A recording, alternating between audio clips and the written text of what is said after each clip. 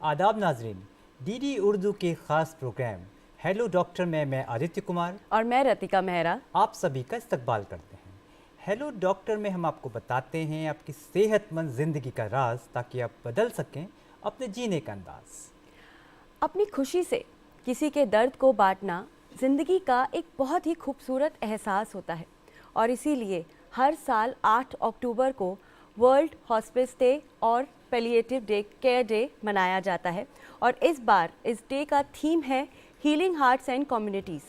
Palliative day या फिर hospice day की केयर की ज़रूरत किसी भी मरीज़ को तब होती है जब वो किसी क्रॉनिक डिसीज़ से जूझ रहा हो और तमाम इलाज के बावजूद भी उस पर कोई असर नहीं हो रहा होता है।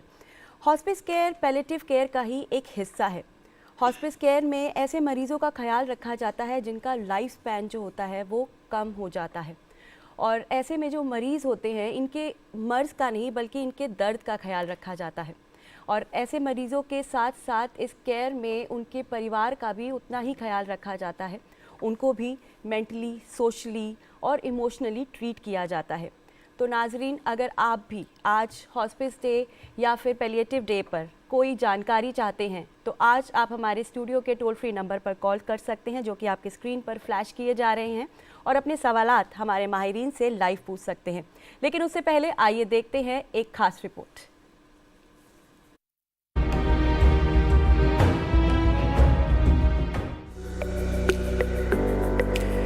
नाजरीन, सेहतमंद अवाम किसी भी मुल्क की तरक्की और खुशहाली में एक नुमाया रोल अदा करते हैं और वो मुल्क तरक्की याफ्ता मुल्कों की फहरिस्त में शामिल हो जाता है। हमारा मुल्क एक तरक्की पजीर मुल्क है और हम मुख्तलिफ शोबे हयात में खातिर ख्वाह तरक्की कर रहे हैं। हमारे मुल्क का बुनियादी ढांचा बेहतर से बेहतर होता जा रहा है।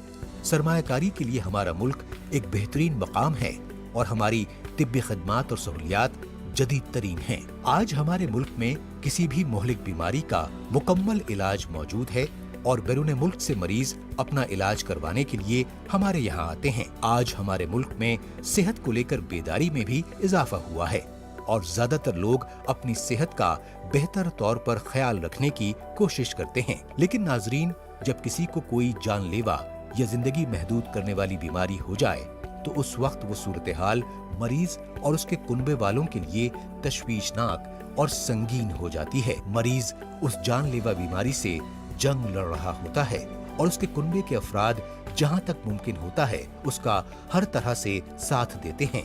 कैंसर जैसी बीमारियां जिस्म के साथ साथ जहन दिमाग पर भी गहरा असर डालती हैं।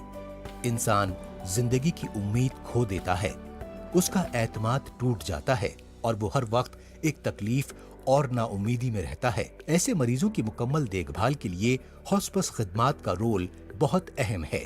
हॉस्पिस खिदमात खास तौर से ऐसे मरीजों के लिए होती हैं जो जिंदगी को महदूद करने वाली या जानलेवा बीमारियों में मुब्तला होते हैं। मरीज और उसके कुनबे वालों को ये मालूम होता है कि जिंदगी के ज्यादा दिन बाकी नहीं रह गए हैं। इस सूरत हाल में हॉस्पिस देखभाल में मरीज की तकलीफ, दर्द, सांस, जिस्मानी और जहनी कैफियत, उसके मेयार जिंदगी को बेहतर करने पर तवज्जो मरकूज की जाती है।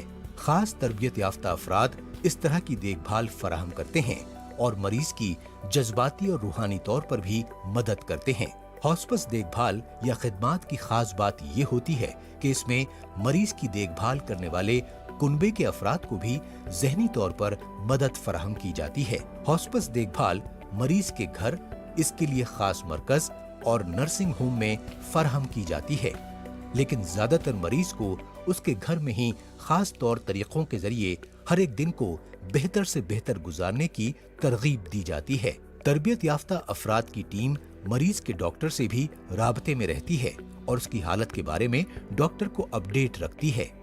ये टीम मरीज की ग़िज़ा से लेकर उसकी तमाम तर ज़रूरियात का ख्याल रखती है और उसके हौसले को बढ़ाती है। नाज़रीन, हकीकत से मुंह नहीं मोड़ा जा सकता, लेकिन जानलेवा या जिंदगी को महदूद करने वाली बीमारियों की गिरफ्त में मरीजों को ज्यादा से ज्यादा सहूलत और आराम जरूर पहुंचाया जा सकता है। इसी अहम फरीजे को हॉस्पिस देखभाल अंजाम देती है। हॉस्पिस देखभाल की अहमियत और इफादियत के बारे में बेदारी पैदा करने, इस तरह की देखभाल करने वाले तरबियत याफ्ता अफराद की खिदमात का एतराफ करने और उनके साथ यकजहती का इजहार करने के लिए 8 अक्टूबर को हॉस्पिस देखभाल का आलमी दिन मनाया जाता है। इस तरह की देखभाल और खिदमात के बारे में आगाही पैदा करने की सख्त जरूरत है।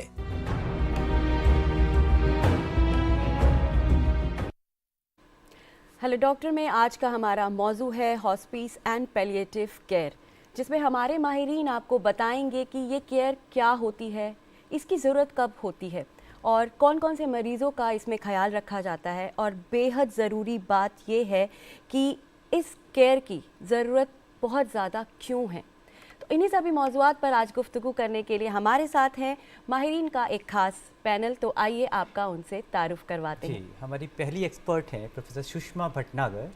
आप नेशनल कैंसर इंस्टीट्यूट एम्स की हेड तो हैं ही, साथ में डॉक्टर BRAIRCH एम्स की चीफ भी हैं। मैडम, आपका बहुत बहुत इस्तकबाल है हमारे प्रोग्राम में। हमारी दूसरी एक्सपर्ट है डॉक्टर अनुजा पंडित। आप नेशनल कैंसर इंस्टीट्यूट एम्स में असिस्टेंट प्रोफेसर के पद पे कार्यरत हैं। आपका भी बहुत बहुत स्वागत है। Thank you. हमारी तीसरी एक्सपर्ट हैं डॉक्टर दीपाली अग्रवाल। आप CGHS में होम्योपैथी एक्सपर्ट हैं और आपका भी बहुत बहुत इस्तकबाल है हमारे प्रोग्राम में। इसी के साथ हम अपना प्रोग्राम जो कि हॉस्पिस डे और पैलिएटिव केयर डे की इम्पोर्टेंस पे मनाया जा रहा है। तो मैम, हम ये जानना चाहते हैं, हर वर्ष हर साल 8 अक्टूबर को वर्ल्ड हॉस्पिस डे और पैलिएटिव केयर डे मनाया जाता है। क्या इम्पोर्टेंस है इस दिन की, क्या अहमियत है इस दिन की? हर साल बेसिकली ये first Saturday of every year first Saturday of October मनाया जाता है। इस साल ये 8 अक्टूबर को आ रहा है जी। और इस डे की इम्पोर्टेंस है कि हम पूरे वर्ल्ड में इसकी अवेयरनेस क्रिएट करना चाहते हैं, बिकॉज मेडिसिन जो है वो काफ़ी डेवलप हो गई है, रैपिडली एडवांस हो रही है और सारी चीज़ें एकदम से एडवांसमेंट एकदम फास्ट होता जा रहा है। लेकिन उसके पीछे पीछे हम कुछ ऐसी चीज़ छोड़ते जा रहे हैं मेडिसिन में जिसको लोग भूल गए कि उसको भी टच करना ज़रूरी है। उसी लिए इस पैलिएटिव केयर की अवेयरनेस बढ़ाने के लिए हर साल हम कि दिस पैलिएटिव केयर इंटीग्रेट करना ज़रूरी है मेडिसिन के अंदर। इस चीज़ को, कंसेप्ट को बढ़ाने के लिए हम हर साल ये वर्ल्ड हॉस्पिस और पैलिएटिव केयर डे मनाते हैं। और इसमें इससे ज़्यादा इसलिए ज़्यादा ज़रूरी है इस साल, जैसे इम्पोर्टेंस जो उन्होंने दी है बहुत ही हीलिंग हार्ट एंड कम्युनिटीज़ जो इसका exactly healing heart and communities. Because कोई सा भी मरीज जो, देखो बीमारियां तो आती हैं, चाहे वो एक्यूट हो चाहे क्रॉनिक हो। अगर क्रॉनिक बीमारी आ गई तो घर वाले, पेशेंट तो परेशान है ही, उसके साथ साथ घर वाले भी बहुत परेशान होते हैं। अब मेडिसिन की बहुत सारी रिस्पॉन्सिबिलिटीज़ हैं। उनकी रिस्पॉन्सिबिलिटी खाली ये नहीं है कि उनको डायग्नोसिस कर दिया और ट्रीट कर दिया और छोड़ दिया, उसके बाद भी मरीज को इतनी सारी तकलीफ़ें होती हैं। और इसके बाद जब स्पेशली जब मरीज बहुत ही एंड स्टेज में जा रहा हो और अनफॉर्चुनेटली अगर वो चला जाए तो घर वालों को बहुत ज़्यादा तकलीफ़ होती है। तो उन सब चीज़ों की केयर करना, उनकी ग्रीफ में, कॉम्प्लिकेटेड ग्रीफ में हिस्सा बनना, उनकी बिरीवमेंट में अगर बाय द वे उनको कोई गिल्ट हो रही है किसी चीज़ की, उसको क्लियर करना, ये सारी चीज़ें इसके अंदर इंक्लूडेड हैं। और इसकी अवेयरनेस बहुत कम है एक्चुअली में, वर्ल्ड में बहुत कम है। सो इस साल, हर साल हम इसीलिए मनाते हैं डिफरेंट थीम्स के लिए, कि ताकि इसकी अवेयरनेस अमंग्स पब्लिक बढ़े, मेडिसिन में बढ़े, मेडिकल स्टूडेंट्स में बढ़े, डॉक्टर्स में बढ़े, नर्सेज में बढ़े, और सारा आवाम जाने कि मेडिसिन इसके बिना इनकम्प्लीट है। बिल्कुल, हमारा जो आज का प्रोग्राम है उसी की तरफ एक कोशिश है, हमारा एक प्रयास है, और उसके लिए हम आप सभी को आमंत्रित कर रहे हैं। बहुत बहुत शुक्रिया डॉक्टर अनुजा। जैसे कि मैम ने बहुत अच्छे से समझाया हमें कि इस दिन की क्या अहमियत है और अवेयरनेस बिल्कुल इसके बारे में होनी चाहिए। पर मैं आपसे ये समझना चाहूँगी कि palliative care and hospice care, क्या दोनों में कोई फ़र्क है? देखिए, पैलिएटिव केयर और हॉस्पिस केयर, जो हॉस्पिस केयर है वो पैलिएटिव का ही एक अंग है। पैलिएटिव केयर एक बहुत बड़ा टर्म है। जब कोई भी जानलेवा बीमारी स्टार्ट होती है, पैलिएटिव केयर वहीं से स्टार्ट हो जाता है। पेशेंट को थोड़ी सी भी प्रॉब्लम आती है और साथ में एक जानलेवा बीमारी का पता चला है, उसी दिन से पैलिएटिव केयर स्टार्ट हो जाना चाहिए।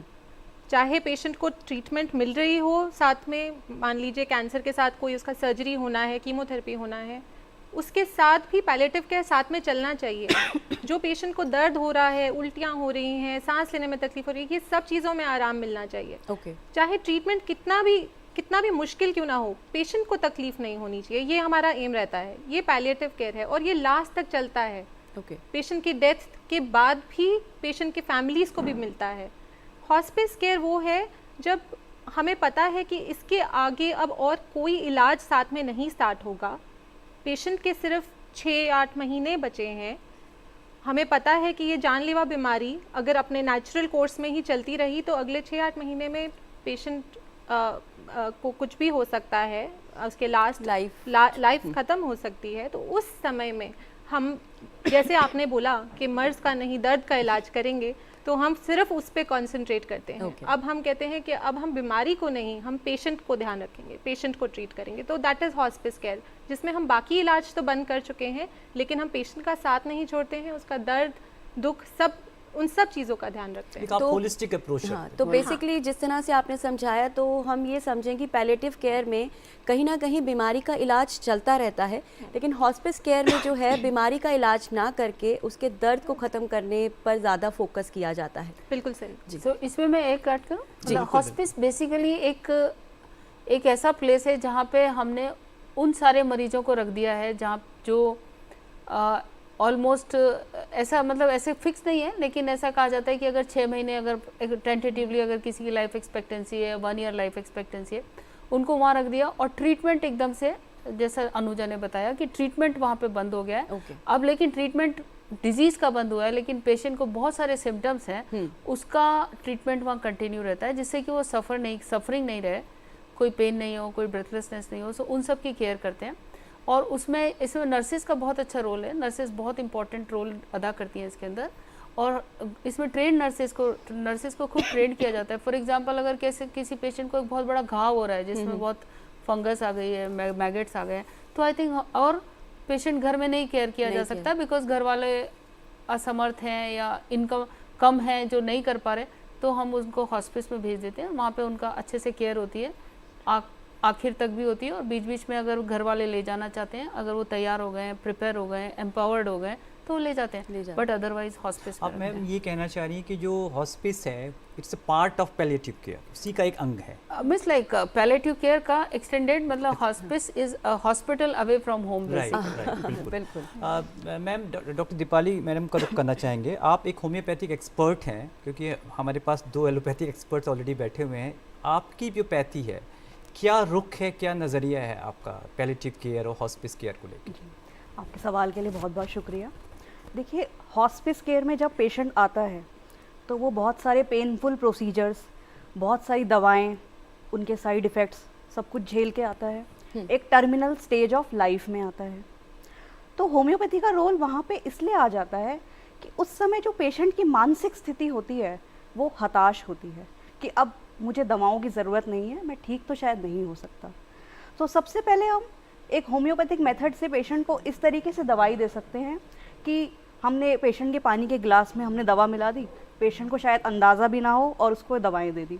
एक बहुत ही ईजीली एडमिनिस्ट्र्ड मेथड है होम्योपैथिक मेडिसिन के द्वारा।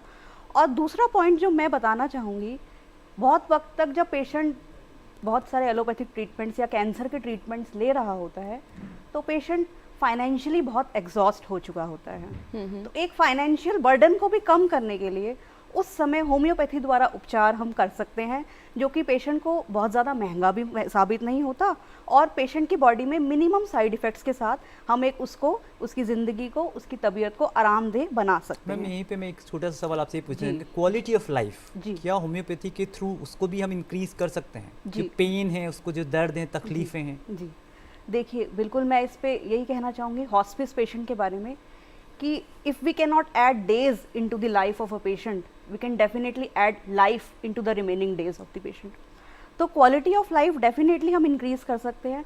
उस टाइम पे पेशेंट अगर एंग्जाइटी से सफ़र कर रहा है, पेशेंट को बहुत दर्द हो रहे हैं, उसे ब्रेथलेसनेस की शिकायत है, क्योंकि होम्योपैथिक ट्रीटमेंट सिम्टम्स पे बेस्ड है, एक सिम्टोमेटिक मोड ऑफ ट्रीटमेंट है, तो हम ज़रूरी नहीं कि उसके मर्ज़ का इलाज कर रहे हैं, हम उस समय पेशेंट की तकलीफ़ों को देख सकते हैं और उन्हीं उसके सिम्टम्स का इलाज करके उसकी क्वालिटी ऑफ लाइफ को डेफिनेटली बेटर कर सकते हैं, जो भी वक्त उसके दरमियान बचा है। रे ऑफ होप होम्योपैथी के पास भी मौजूद है। डेफिनेटली। इसी बीच हमारे साथ एक कॉलर जुड़ गए, आइए उनका सवाल ले लेते हैं। बहुत बहुत इस्तकबाल है आपका हमारे प्रोग्राम में, अपना नाम बताइए।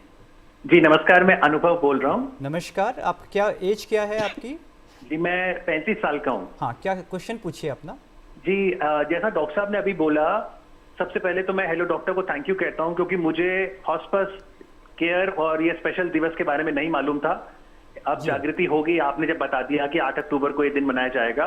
तो जैसा डॉक्टर दीपाली बता रही थी कि मेंटल हेल्थ पे असर पड़ता है, डॉक्टर साहब अगर जो अटेंडेंट है वो गिल्टी फील करे कि जी मेरे पास संसाधन होते हुए भी मैं नहीं बचा पा रहा अपने लव्ड वंस को, तो क्या हॉस्पिस केयर में पेशेंट के साथ साथ वो जो अटेंडेंट है उसकी केयर भी होती है? और दूसरा, जैसा डॉक्टर दीपाली ने कहा, फाइनेंशियल बर्डन, अगर हॉस्पिस केयर 3 महीने 6 महीने साल चलती है तो क्या हेल्थ इंश्योरेंस जो बाजार में मिलती है उसमें पैलिएटिव और हॉस्पिस केयर के खर्चे भी शामिल होते हैं? Thank you. बिल्कुल बिल्कुल, बहुत अच्छा सवाल है आपका। डॉक्टर सुषमा भटनागर और डॉक्टर दीपाली दोनों ही आपका जवाब देंगे। डॉक्टर सुषमा मैम आपसे सो जो पहला क्वेश्चन था, पहला सवाल जो आपका था, उसका आंसर ये है कि यस, पैलिएटिव केयर में एक ऐसा मेडिसिन का ब्रांच है जिसमें खाली पेशेंट का ही हम लोगों का कर्तव्य नहीं होता कि खाली पेशेंट की डिजीज़ को ट्रीट करना है या उसके सिम्टम्स को ट्रीट करना है, बट हम उसमें इक्वल रोल होता है कि हम जितने भी उसके घर वाले हैं और केयर गिवर्स हैं और लव्ड वन हैं उनको अच्छी तरीके से एक्सप्लेन करें, डिजीज़ के बारे में बताएं, क्या रियलिस्टिक होप पॉसिबल है वो सारा समझाएं। ये पैलिएटिव केयर में इंक्लूडेड है। So care not only for patient but care givers के लिए भी। और दूसरा, इंश्योरेंस, आयुष्मान भारत जो एक बहुत बड़ी ऑनरेबल प्राइम मिनिस्टर की जो स्कीम है उसके अंदर पैलिएटिव मेडिसिन अच्छी तरह से इनकॉर्पोरेटेड है। सो कुछ भी सिम्टम्स अगर पेशेंट को है, कोई सा भी सिम्टम्स है, तो वो ये अच्छे से कवर्ड है इस आयुष्मान भारत की स्कीम में।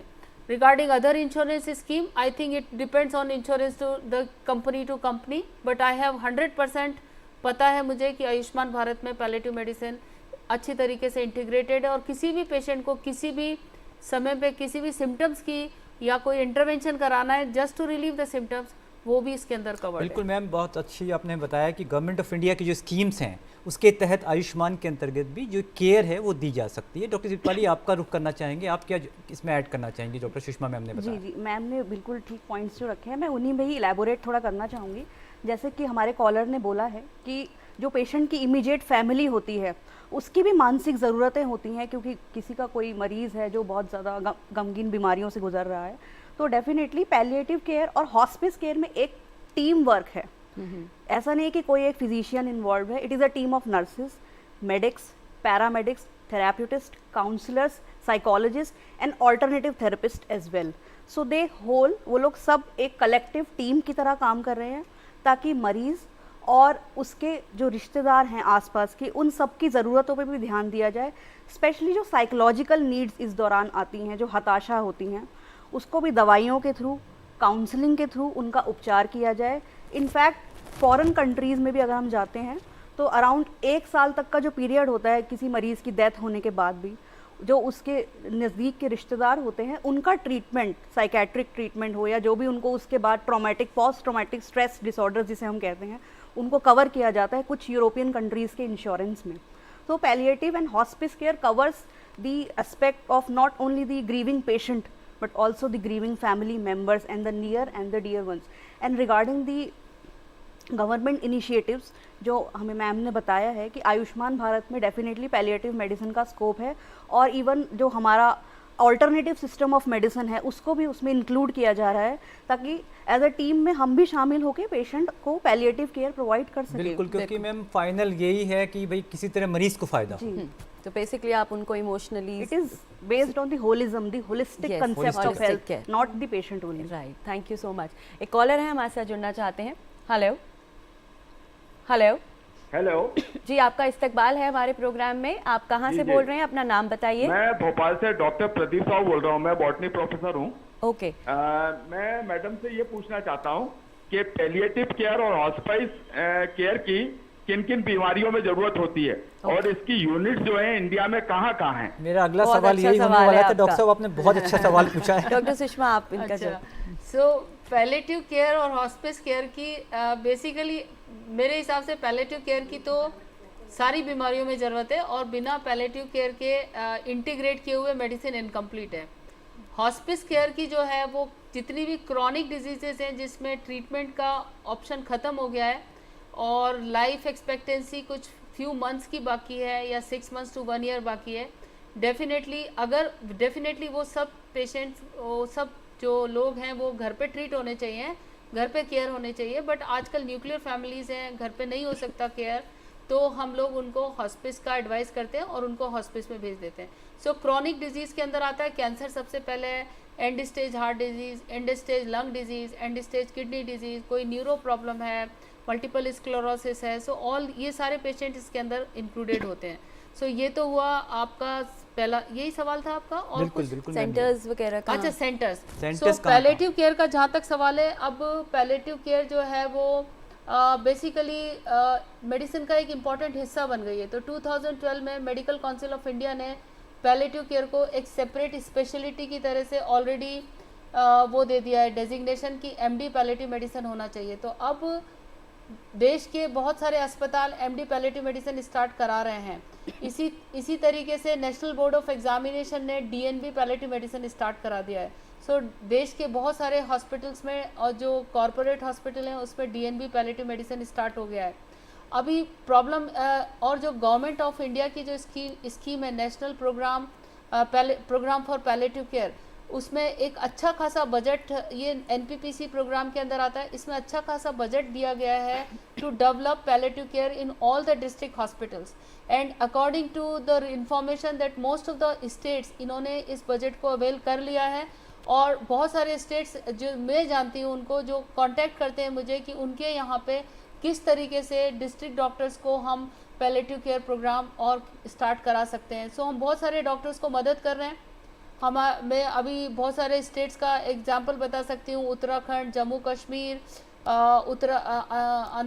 अरुणाचल प्रदेश, नागालैंड, सिमिलरली मध्य प्रदेश, और ये बहुत सारे स्टेट्स हैं जहाँ पे इंडियन एसोसिएशन के साथ कोलैबोरेशन में हम लोग इन डॉक्टर्स को, डिस्ट्रिक्ट डॉक्टर्स को, एक हमारा स्ट्रक्चर्ड प्रोग्राम है उसके तहत हम इनको ट्रेंड कर रहे हैं, जिससे कि डिस्ट्रिक्ट डॉक्टर्स ट्रेंड हो जाएंगे।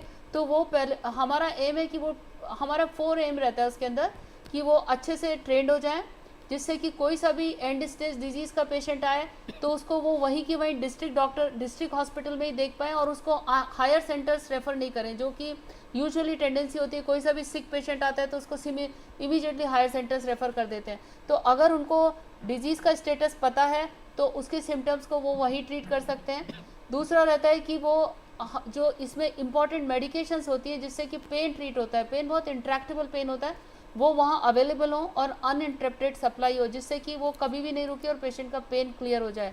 तीसरा इसमें एम रहता है कि ओपीडीज स्टार्ट हो जाएं फॉर ऑल दी सिम्टम्स के जितने भी पेशेंट्स हैं जो इन सिम्टम्स को लेके आते हैं, वो इमीडिएटली ट्रीट हो जाए। कोई सा भी पेशेंट वापस नहीं जाए पेन में और अननेसेसरी उसमें एक्सपेंडिचर नहीं करे कि वो एम्बुलेंस कर रहा है और एम्स आ रहा है और बड़े बड़े अस्पतालों में जा रहा है।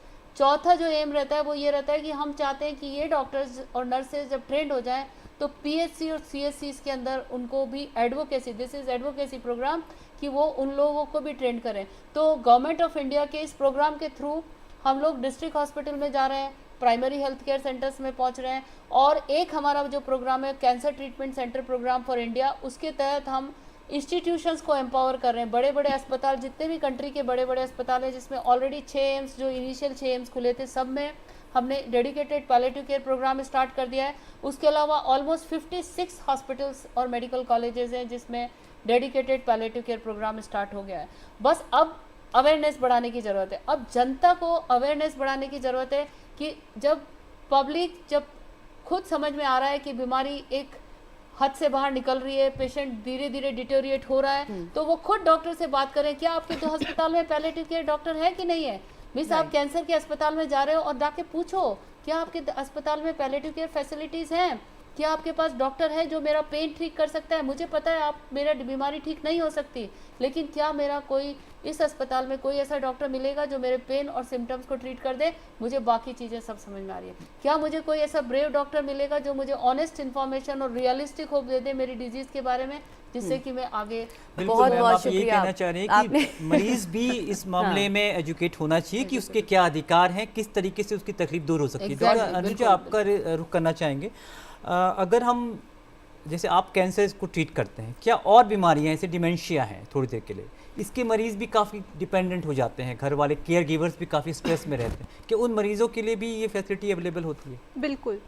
देखिए, नॉट जस्ट डिमेंशिया, मतलब न्यूरोलॉजी में जैसे कोई पेशेंट को स्ट्रोक हो गया है, पैरालिसिस हो गया है, डिमेंशिया है, अल्जाइमर्स है, मल्टीपल स्क्लेरोसिस है, फिर और भी बीमारियां हैं जैसे किडनी फेल हो जाते हैं, मल्टीपल डायलिसिस चलते रहते हैं, एट अ पॉइंट वो भी नहीं हो पाता है, हार्ट फेल हो जाता है, पेशेंट का बॉडी में पानी भरने लग जाता है, इतना ब्रेथलेसनेस होता है कि पेशेंट कुछ काम नहीं कर पाता। तो ये एक डिग्निफाइड लाइफ नहीं है।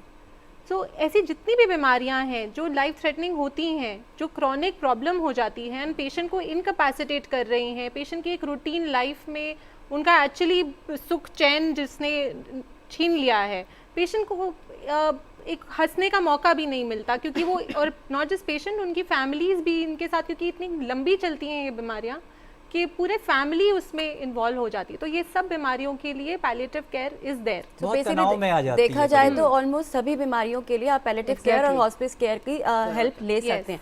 यही पे मैं आपसे एक सवाल करना चाहूँगी डॉक्टर सुषमा कि यूजुअली आपने जैसे बताया कि होम से दूर हम केयर, उनको हॉस्पिस केयर देते हैं, लेकिन मरीज़ चाहता है कि वो जब भी उसका एंड का टाइम है, जैसे कि आपने बताया, वो अपने घर में ही रहकर ये फैसिलिटी ले, तो क्या घर में उसके लिए पॉसिबल है कि आप ये केयर उसे दे पाएँ, और उसे क्या क्या अरेंजमेंट करने होंगे अगर वो चाहता है कि वो जो उसका आखिरी वक्त है वो उसके परिवार वाले?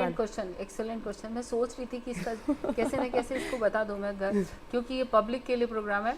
सो अगर आज मुझे कोई पूछे कि मैं कहाँ जाना चाहती हूँ, अगर मुझे कोई क्रॉनिक डिजीज हो जाए तो मैं बोलूँगी कि मुझे घर पे मेरे लव्ड वन के साथ जाना है। राइट। सिमिलरली 99% लोग बोलेंगे कि हमें घर पे जाना है और अपने लव्ड वन के साथ, और हर मरीज घर पे जाना चाहता है, लेकिन ज़्यादातर मरीज अस्पताल में जाते हैं, या तो अस्पताल के कॉरिडोर में जाते हैं, या फिर इमरजेंसी में जाते हैं, या फिर वो एम्बुलेंस में चले जाते हैं, बिकॉज उनको डॉक्टर्स और मेडिकल कम्युनिटी इतना एम्पावर नहीं करती कि वो घर में अपना एंड।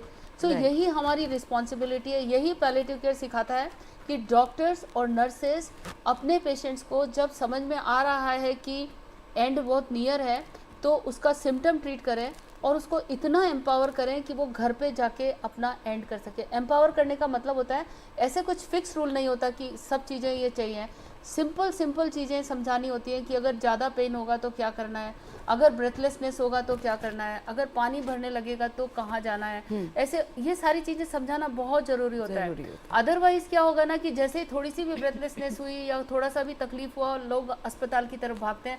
अस्पताल इसका सॉल्यूशन नहीं है। बहुत आराम से अपना एंड पेशेंट अपने घर पे बिता सकता है, प्रोवाइडेड कि उसको उसके डॉक्टर और नर्स ने इतनी अच्छी, ये हमारे प्रोग्राम में है। एम्स में अगर कोई आएगा तो देखेगा कि जब वो डिस्चार्ज होता है तो काफ़ी एडिक्वेट टाइम डॉक्टर्स और नर्सेज पेशेंट के साथ बिताते हैं और उनको समझाते हैं कि उनको करना क्या है। हम लोग हर चीज़ का डायरेक्शन देते हैं कि कब उन्हें अस्पताल में करना, और उसके अलावा एक हम आउट ऑफ आवर के लिए एक टेलीफोन सर्विस हमारी है जो 24 आवर्स चलती है, national cancer institute as well as AIIMS में, जो पेशेंट अगर कभी भी चाहे, मतलब जब हम पेशेंट को डिस्चार्ज करते हैं तो वो टेलीफोन नंबर देते हैं। नंबर नंबर आपको मुझे याद मैं बता दूंगी। आई थिंक लास्ट में हम बता देंगे। सो वो नंबर हम देते हैं जिससे कि पेशेंट जब भी चाहे, बिकॉज कई बार कितना भी आप एम्पावर कर लो, बिकॉज वो लव्ड वन है, कभी ना कभी स्ट्रेस आएगा, कभी ना कभी कंफ्यूजन आएगा कि शायद मैं कुछ और कर सकता हूँ, तो हम उस टेलीफोन पे हमारे रेजिडेंट्स जो 24 आवर्स ऑन कॉल होते हैं वो डेफिनेटली उस फोन को अटेंड करते हैं और उसको एक्सप्लेन करते हैं। क्योंकि मैम आप उनको इतना एम्पावर कर देती हैं कि भाई कि आने वाली जो तकलीफें हैं उसका आपको अंदाजा रहता है। जी, मैं इस पे कुछ ऐड करना चाहूँगी। जी, जैसे कि मैम ने होम केयर की बात की हॉस्पिस में, तो मैं इसमें थोड़ा सा केरला स्टेट का एग्जांपल देना चाहूँगी। जहाँ पे neighbourhood network of palliative care NNPC जिसे हम कहते हैं, वो चलाया जा रहा है। तो वहाँ पे home based hospice care with the help of community, वहाँ पे जो लोकल पंचायत लीडर्स हैं हमारे, जो लोकल PHCs हैं, वो लोग ट्रेंड वॉलंटियर्स को हायर कर रहे हैं, सोशल वर्कर्स को हायर कर रहे हैं। वो ट्रेंड वॉलंटियर कोई भी हो सकता है, ज़रूरी नहीं कि वो कोई मेडिक या पैरामेडिक हो, कोई भी जो सोशल वर्क में इंटरेस्टेड है, बस हफ्ते के 2 घंटे निकाल ले, उसको ट्रेनिंग प्रोवाइड की जाती है ऐसे पेशेंट्स को मैनेज करने के लिए। और घर पर ही हफ्ते में 3 से 4 बार अलग अलग थेरेपिस्ट और अलग अलग पैरामेडिक्स पेशेंट को विजिट करते हैं, अपार्ट फ्रॉम दी 24/7 जो टेलीफोन सर्विसेज अवेलेबल हैं।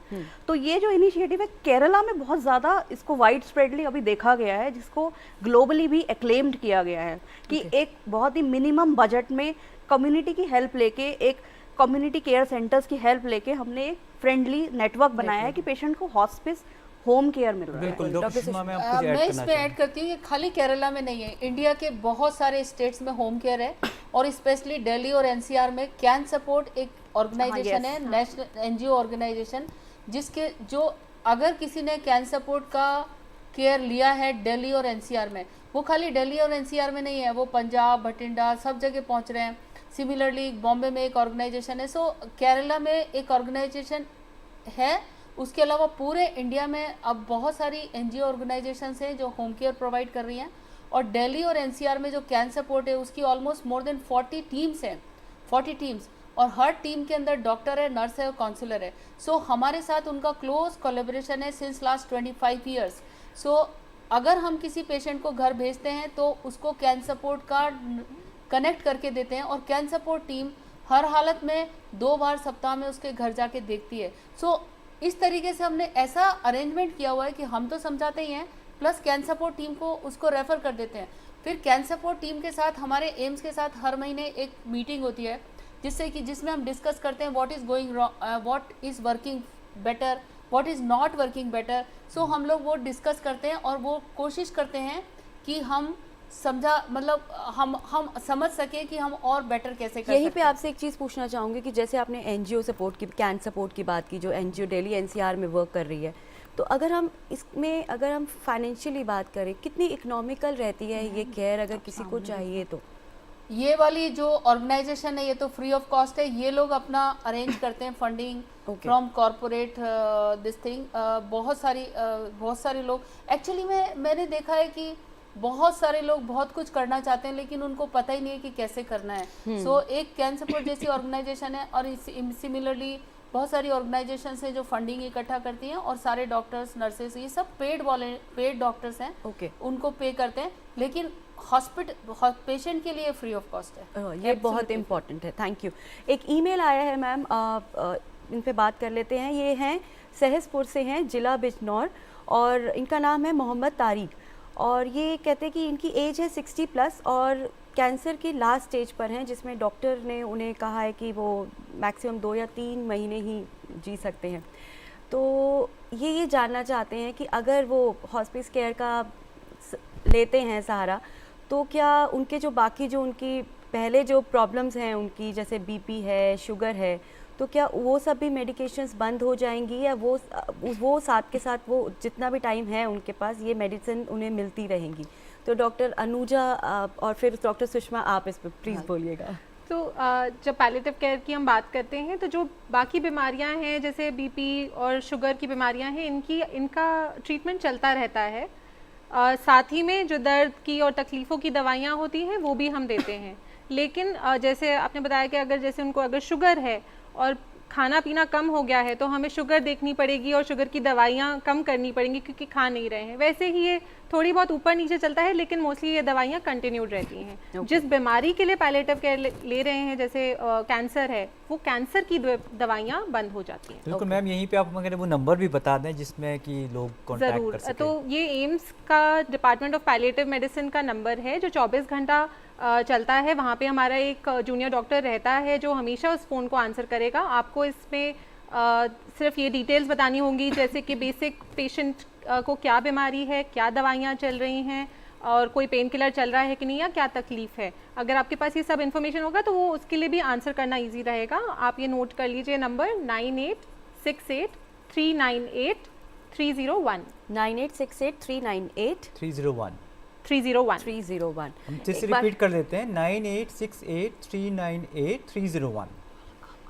सो कोई भी अगर आपको प्रॉब्लम हो या फिर आप हॉस्पिस केयर की हेल्प चाहते हो तो आप इस नंबर पर कॉल कर सकते हैं और अपने पेशेंट को जो है यहाँ पर इनकी केयर में आप भेज सकते हैं। डॉक्टर सुषमा, आप कुछ ऐड करना चाह रही थी इस क्वेश्चन के ऊपर? मैं बस यही बताना चाह रही थी कि हमको ना बाकी दवाइयों की ऐसे परवाह नहीं करनी चाहिए कि मतलब डायबिटीज़ की गोली इसी समय खानी है, इंसुलिन लगाना है, ये सब ज़रूरत नहीं होती है। अगर आपकी शुगर अगर आपका खाना ही नहीं खा रहे हो, शुगर वैसे ही कम हो रही है, तो इन सब इसमें ना बहुत बहुत बढ़िया है पैलेटिव केयर में। हम लास्ट स्टेज में दवाइयों का उसको कौन सी दवाई को कम करना है और कौन सी दवाई को कंटिन्यू रखना है, ये भी हम बताते हैं। होता क्या है ना, बहुत सारी दवाइयाँ होती है जिनकी जरूरत नहीं जरूरत होती, लेकिन हम लोग उसको लेते रहते हैं क्योंकि कई सालों से पर इंसान है ना वो एंड तक जो है होप कभी नहीं छोड़ता। बिल्कुल चाहे मैम, ये पैलेटिव मेडिसिन का ये एक पार्ट है, वो जो अननेसेसरी मेडिकेशन है उसे कम किया जाए। मैम यही मैंने नोटिस किया, जेनेटिक्स वाले भी यही करते हैं कि जो अननेसेसरी है उसको रोक दिया जाए। मैम यहीं पे एक सवाल उठता है, अगर हम वर्ल्ड सिनेरियो की बात करें, वर्ल्ड सिनेरियो, क्योंकि भारतवर्ष में तो पैलेटिव केयर में अवेयरनेस आपके माध्यम से आ रही है और आप एक लीडिंग फिगर हैं पैलेटिव केयर का पूरे देश में। किस देश में, अगर यूनाइटेड किंगडम की बात अक्सर की जाती है कि वहाँ पे पैलेटिव केयर बहुत अच्छा है, हमारे देश में अभी क्या इम्प्रोवाइजेशन करने की ज़रूरत है ताकि अवेयरनेस भी फैले, सेटअप भी बढ़े? आप क्या सुझाव देना चाहेंगे? मेरे हिसाब से हमारे देश में अगर हमको हमारा देश अभी भी काफ़ी पीछे है। अगर हम एंड ऑफ लाइफ केयर का क्वालिटी ऑफ डेथ अगर इंडेक्स देखें तो हम अभी भी 80 कंट्रीज़ का हुआ उसमें 59th पोजीशन में अभी हम लोग। दिस मीन्स हमारा देश एक ऐसा देश नहीं है जहाँ पे क्वालिटी ऑफ डेथ दे रहे हैं हम अपने पेशेंट को। अभी भी हमारे ज़्यादातर पेशेंट अस्पताल में जाते हैं या फिर आईसीयू में जाते हैं अननेसेसरी लव्ड वन से आगे। तो जहाँ पे बेस्ट क्वालिटी ऑफ डेथ है उनका क्या है, वहाँ पे पैलेटिव केयर प्रोग्राम इंटीग्रेटेड है मेडिकल साइंस के अंदर। सो हमको पैलेटिव केयर को इंटीग्रेट करना पड़ेगा right from the beginning. And right from the beginning का मतलब होता है MBBS टीचिंग कैरिकुलम से लेके MD के हर MD हर मास्टर हर MD प्रोग्राम में लोगों को बेसिक कंसेप्ट आना चाहिए। बिकॉज हम इंतजार तो नहीं कर सकते कि हम टुमारो बहुत सारे पैलेटिव केयर फिजिशियन क्रिएट कर दें और सबको पैलेटिव केयर प्रोवाइड कर दें। इसके बजाय मेडिसिन में इंटीग्रेट करना पड़ेगा हमको MBBS कैरिकुलम से। सो MBBS में कैरिकुलम में जब लोगों को पता होगा कि this is also part of medicine, so automatically उनको आदत पड़ जाएगी कि which patient should be resuscitated, which should not be resuscitated, which patient needs end of life care, which patient needs pain management, where I should stop, where treatment should stop. So ये सब MBBS और MD curriculum में हर subject के अंदर डालना पड़ेगा। अगर हम अभी नहीं डालेंगे तो बहुत लेट हो जाएंगे। हम अननेसेसरी हेल्थ केयर कॉस्ट को बढ़ाते जा रहे हैं और अगर हमने पैलेटिव केयर को इंटीग्रेट किया राइट फ्रॉम द बिगनिंग तो हमारा drastically health care cost reduce होगा। आप यही कहना चाह रही हैं मैम कि आने वाले वक्त में अगर मेडिसिन हमारी जो सेंसिटाइज करने की बहुत ज़रूरत है मेडिकल कम्युनिटी को, ताकि जो पैलेटिव केयर से रिलेटेड चीज़ें हैं वो तकलीफ़ें दूर हो सके और ये करिकुलम के माध्यम से लोगों की मदद की जा सके। इस बीच हम वही नंबर फिर से फ्लैश कर रहे हैं अपने स्क्रीन पे, जो एम्स का नंबर है पैलेटिव केयर डिपार्टमेंट में, जिसको आप कांटेक्ट कर सकते हैं। वहाँ पे मैडम के डिपार्टमेंट के कोई डॉक्टर साहब हमेशा मौजूद रहते हैं। आप इस नंबर पे कॉल करके किसी को भी कोई तकलीफ़ हो पैलेटिव केयर या हॉस्पाइस से रिलेटेड तो संपर्क कर सकते हैं। नंबर है 9868398301। मैं फिर से रिपीट कर रहा हूँ 9868398301। इस पर आप संपर्क कर सकते हैं और अपनी प्रॉब्लम्स का सॉल्यूशन पा सकते हैं। डॉक्टर सुषमा, फिर से आपसे एक सवाल पूछना चाहूँगी क्योंकि अभी आपने बहुत अच्छी बात बताई। आपने कहा कि सब्जेक्ट जो है ये जिस टाइम पे स्टडीज़ की जाती हैं उसी टाइम ये सब्जेक्ट एक होना चाहिए इसमें, palliative care and hospice care. तो क्या ये भी पॉसिबिलिटीज़ हो सकती है कि जब कोई पेशेंट आता है आपके यहाँ पे कैंसर या कोई भी क्रॉनिक डिसीज़ के साथ, तो उस वक्त भी उसको ये ऑफ़र किया जा सकता है पैलिएटिव केयर और हॉस्पिस केयर का? नहीं, देखिए ऐसा कुछ नहीं है कि कोई पेशेंट आया और उसको पैलिएटिव केयर, बिकॉज अभी तो पैलिएटिव केयर बहुत बड़ा मिथ है। पैलिएटिव केयर मीन्स लोग सोचते हैं एंड ऑफ लाइफ केयर। सो अगर कोई अर्ली स्टेज में कोई डिजीज पेशेंट आ गई, फॉर एग्जाम्पल एक अर्ली स्टेज में ब्रेस्ट कैंसर की पेशेंट आ गई, सो उसको पहले समझाना पड़ेगा। तो वो ही नहीं मैं बोल रही कि हमको palliative care physician right from the beginning चाहिए, but concept of palliative care उस ऑन्कोलॉजिस्ट को भी आना चाहिए जिसने पहली बार पेशेंट को देख रहा है। राइट। बिकॉज वो जब आई है तो उसको खाली इसकी चिंता नहीं है कि उसको बीमारी हो गई है, वो चाहती है कि ट्रीटमेंट तो जरूर हो ही हो, लेकिन साथ में डॉक्टर मुझे पूरा समझा दे। उसके दिमाग में बहुत सारा तूफान चल रहा है, बिकॉज पहली बार कैंसर आया कि मेरे को कीमोथेरेपी से क्या इफेक्ट पड़ेगा, रेडियोथेरेपी से क्या होगा, मेरे बच्चों का क्या होगा, क्या मैं मर तो नहीं जाऊंगी, बिकॉज कैंसर और डेथ ज़्यादातर लोग सिनोनिमस समझते हैं। सो ये सारी चीज़ें अगर हमारे को, और ये सब आएगा बेसिकली, इसमें कुछ ज़्यादा बड़ी रॉकेट साइंस नहीं है। बेसिकली समझाना है पेशेंट को कम्युनिकेशन बहुत बड़ा इंपॉर्टेंट है और हर डॉक्टर को right from the beginning communicate करना आना चाहिए, बिकॉज अल्टीमेटली हम एक ह्यूमन बीइंग को ट्रीट कर रहे हैं। सो ह्यूमन बीइंग को ज़रूरी नहीं है कि खाली वो डिजीज़ के बारे में जानना चाहता है, बट डिजीज़ के साथ साथ एज ए होल और क्या उसको रिक्वायरमेंट है और क्या समझाना जरूरी है, और अगर उसके अनआंसर्ड क्वेश्चन है तो उसको प्रॉपर्ली देना बिल्कुल है, मैम, बिल्कुल पेशेंस के साथ देना है। क्योंकि होता है आमतौर पे जब भी कोई कैंसर पेशेंट या उसके तीमारदार अस्पताल का रुख करते हैं तो बहुत सारी सवालात उनके दिमाग में रहते हैं। और अगर पैलिएटिव केयर स्पेशलिस्ट या पेन केयर स्पेशलिस्ट जिनको बोला जाता है, और एम्स तो पेन एंड पैलिएटिव केयर की हमेशा वही क्लिनिक भी चलती है ऐसे मरीज़ों की तीमारदारी के लिए, उनके बहुत से सवालात के जवाब उनको आसानी से मिल सकता है। तो एक बार नंबर हम फिर से आपको बता देते हैं, बिकॉज हम बार बार इसीलिए आपको ये नंबर बता रहे हैं कि जैसे कि ये आज जो हम डे सेलिब्रेट कर रहे हैं इसकी अवेयरनेस बहुत ज़रूरी है। वो इसलिए ज़रूरी है कि बहुत से लोग ना हताश हो जाते हैं, उन्हें समझ नहीं आता कि उनके एंड डेज़ या पेनफुल डेज़ में वो क्या करें। तो ये एक वो जगह है जहाँ पर वो जाके अपनी जो बाकी बचे हुए दिन हैं वो आसानी से बिना किसी दर्द के बिता सकें। तो आप एक बार फिर से नंबर नोट कर लीजिए, नंबर है 9868398301। इसे आप नोट कर लीजिए और जब भी आपको लगे कि आपको इस पैलिएटिव केयर या हॉस्पिस केयर की ज़रूरत है, इस नंबर पर कॉल करिए और आप इनकी मदद ले सकते हैं। एक मैं आपसे सवाल करना चाहूँगी डॉक्टर दीपाली की, होम्योपैथी की अगर हम बात करते हैं तो ये कहा जाता है कि थोड़ा सा स्लो प्रोसेस रहता है, इसमें टाइम लगता है मेडिकेशन में। और अगर एक तरफा हॉस्पिस केयर की बात करें तो इसमें ऑलरेडी जो लाइफ एक्सपेक्टेंसी है वो कम है। तो किस तरह से हम इसे समझें कि कैसे होम्योपैथी जो है इसके लिए इफ़ेक्टिव है?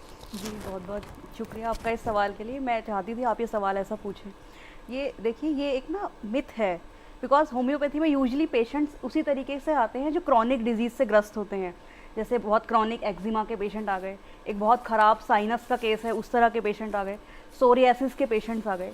लेकिन क्या होम्योपैथी बुखार में काम नहीं करती? क्या होम्योपैथी से डेंगू के मरीज़ ठीक नहीं होते हर साल? क्या कोविड-19 में आर्सेनिक एल्बम ने काम नहीं किया? तो इस समय हम मरीज़ के मर्ज़ को नहीं देख रहे हैं हॉस्पिस में, हम देख रहे हैं कि उसके जो पेन्स हैं, उसकी ब्रेथलेसनेस है, उसके सिम्टम्स को देख के हम होम्योपैथिक सिस्टम बहुत अच्छे से यूज़ कर सकते हैं। Because homeopathy is a holistic method depending on the symptomatology of the patients. We treat the symptoms of the patient and then we take the holistic case of the patient. तो ऐसा नहीं है अगर patient को बुखार है तो definitely मुझे ऐसी दवाई देनी पड़ेगी कि उसका बुखार 15 मिनट में, आधे घंटे में डाउन होना चाहिए। तो ये एक मिथ है मैम, ऐसा बिल्कुल भी नहीं है।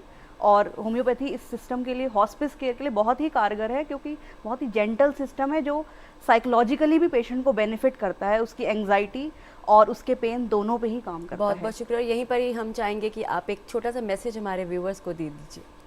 देखिए, मैं हमारे व्यूअर्स के बारे में ये बोलना चाहूँगी कि मैं चाहती हूँ, आप वर्ल्ड हॉस्पिस डे पे ये प्रोग्राम कर रहे हैं तो इसी के बारे में मैं कुछ बोलना चाहूँगी। इसी के रिगार्डिंग जो पेशेंट इस तरह की, सबसे पहले जो टर्मिनल इलनेस से जूझ रहे हैं, मैं उनको लेकर बोलना चाहूँगी कि आप लोग मैटर करते हैं, आपकी लाइफ मैटर करती है, आपकी लाइफ जीवन के अंत तक मैटर करती है। और हमारे समाज से ये प्रार्थना करनी चाहूँगी कि इन योद्धाओं को, इनकी मदद कीजिए और जागरूकता फैलाइए ताकि आप इनको और इनके नियर एंड डियर वंस को हमेशा सपोर्ट कर सकें। Madam, doctor Thank Sushma you. आपका रुख करना चाहेंगे। आपने अपने ज़िंदगी का अच्छा खासा वक्त पैलिएटिव केयर को स्टैब्लिश करने में लगाया है, क्या मैसेज आप हमारे व्यूअर्स को, देखने वालों को देना चाहें? व्यूअर्स को तो एक ही मैसेज है कि अगर आपको लग रहा है कि डिजीज़ कंट्रोल से बाहर जा रही है, ट्रीटमेंट काम नहीं कर रहा, तो क्वालिटी ऑफ लाइफ को इम्पोर्टेंस दो, अपने लव्ड वन की क्वालिटी ऑफ लाइफ बढ़ाओ, जिससे कि उसके डेज़ को ईयर्स में कन्वर्ट कर सको। और अगर अस्पताल में इसका ऑप्शन नहीं मिल रहा है तो अपने डॉक्टर से पूछो कि मेरी पेशेंट की डिजीज़ बढ़ती जा रही है, अगर इसको ठीक होने की गुंजाइश नहीं है तो प्लीज़ आप इसके सिम्टम्स को ट्रीट करिए, हम इसके साथ बाकी के टाइम को एंजॉय करना चाहते हैं। सो थोड़ा ब्रेव बनना पड़ेगा। हमेशा ऐसा मत सोचो कि डॉक्टर्स को पुश कर दो कि कुछ निकालो, ठीक होने का कुछ करो, क्योंकि कई बार ऐसी सिचुएशन आ जाती है जब ठीक होना पॉसिबल नहीं होता। और जब ऐसी सिचुएशन आ जाए तो हमको रियलिस्टिक होप रख के उनकी केयर करनी चाहिए और उनको क्वालिटी ऑफ लाइफ को इम्प्रूव करना चाहिए। और दूसरा जो इम्पोर्टेंट मैसेज वो ये है कि हमारी देश में बहुत ज़्यादा ज़रूरत है कि हम पैलिएटिव केयर को इंटीग्रेट करें MBBS और हर MD कैरिकुलम में एक सिग्निफिकेंट पार्ट, जिससे जो भी डॉक्टर बाहर निकले, आज से 5 साल बाद जो भी डॉक्टर बाहर निकलेगा उसको ऑटोमेटिकली इसकी नॉलेज होगी और पेशेंट डिप्राइव्ड नहीं रहेगा पैलिएटिव। और मैडम, इसके साथ ही हमारी जो जनसंख्या है बढ़ती हुई, उनको भी अच्छे डॉक्टर्स मिल पाएंगे। उनको डॉक्टर अनुजा, आप क्या कहना चाहेंगे आज के दिन के लिए? मैं ये मैसेज देना चाहूँगी कि बहुत बारी पेशेंट्स आते हैं, बोलते हैं कि डॉक्टर ने जवाब दे दिया, आगे कुछ नहीं कर सकते, होप नहीं है। हमेशा कुछ कर सकते हैं, ऐसा कभी भी टाइम नहीं आता कि कुछ नहीं कर सकते। हम शायद हो सकता है बीमारी ठीक नहीं कर सकते, लेकिन हम पेशेंट को कंफर्ट दे सकते हैं। होप ये नहीं है कि हम डिज़ीज़ को ठीक कर सके, बीमारी को ठीक कर सके, लेकिन होप ये है कि हम पेशेंट के साथ रहें, उस ब्रेव बन के रहें और उसका ध्यान रखें, उसकी क्वालिटी ऑफ लाइफ इम्प्रूव करें, जितने भी दिन बचे हैं उसको अच्छा बनाएं। Thank you so much. एक बार सम अप कर देते जो भी हमारे माहिरीन ने अभी बताया। तो डॉक्टर सुषमा ने हमें बताया कि अगर बीमारी कंट्रोल से बाहर जा रही है तो क्वालिटी ऑफ लाइफ को बढ़ाना चाहिए, रादर देन टेंशन लेने से अच्छा उसके सिम्टम्स को ट्रीट करें और जो भी बाकी टाइम बचा है वो पेशेंट के साथ एंजॉय करते हुए बिताएं। और इसके अलावा डॉक्टर अनुजा ने हमें बताया है कि होप कभी नहीं छोड़नी चाहिए। बहुत अच्छी बात उन्होंने बताई है, होप हमेशा बनाए रखें और ब्रेव बने। डॉक्टर दीपाली ने बोला है कि जिनको भी टर्मिनल इलनेस है, आप मैटर करते हैं, आपकी लाइफ मैटर करती है, तो सोशली उनका ये मैसेज है कि जितनी भी है इसके लिए अवेयरनेस बढ़ाइए। तो जिन जिन लोगों को इसके बारे में नहीं पता आज भी उस केयर के बारे में, उन लोगों तक ये केयर के बारे में पहुँचे ताकि ज़्यादा से ज़्यादा लोग इसका फ़ायदा उठा सकें। Thank you. तो आप सभी का बहुत बहुत शुक्रिया। आज आप हमारे प्रोग्राम में आए और हमें इतनी अच्छी इन्फॉर्मेशन आपने शेयर की हमारे साथ। Thank you so much. हमें भी बहुत अच्छा लगा। व्यूअर्स हैं वो काफ़ी इससे उनको फ़ायदा पहुंचा होगा और हमें पूरी उम्मीद है नाजरीन की आज की हमारी पेशकश आपको बेहद पसंद आई होगी। अगर आपकी कोई राय हो तो आप हमें ईमेल भी कर सकते हैं। हमारा ईमेल एड्रेस है hello.ddurdu@gmail.com। इसके अलावा आप हमारे YouTube चैनल से भी जुड़ सकते हैं। हमारा YouTube चैनल है DD उर्दू। और अब अपनी मेज़बान रतिका मेहरा और आदित्य कुमार को दीजिए इजाज़त। अगले हफ्ते आपसे फिर मुलाकात होगी एक नए मौजू पर। तब तक के लिए अपना और अपनों का ख्याल रखें। आदाब। और आपको छोड़े जाते हैं टिप ऑफ द वीक के साथ।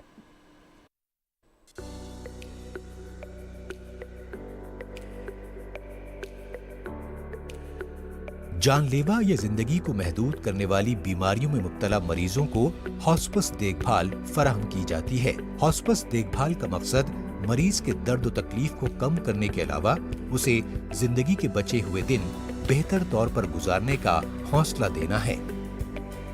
इसमें खास तरबियत याफ्ता अफराद मरीज की तमाम तर जरूरियात का ख्याल रखते हैं। हॉस्पिस देखभाल में मरीज के कुनबे के अफराद को भी मदद फराहम की जाती है। इस तरह की देखभाल में माहिरीन की बातों की पाबंदी जरूरी है और ग़िज़ा और दवा के बारे में उनकी हिदायत को नजरअंदाज नहीं करना चाहिए। हॉस्पिस देखभाल या खिदमात में मरीज और उसके कुनबे के अफराद को ज्यादा से ज्यादा सहूलत और आराम फराहम करने की कोशिश की जाती है।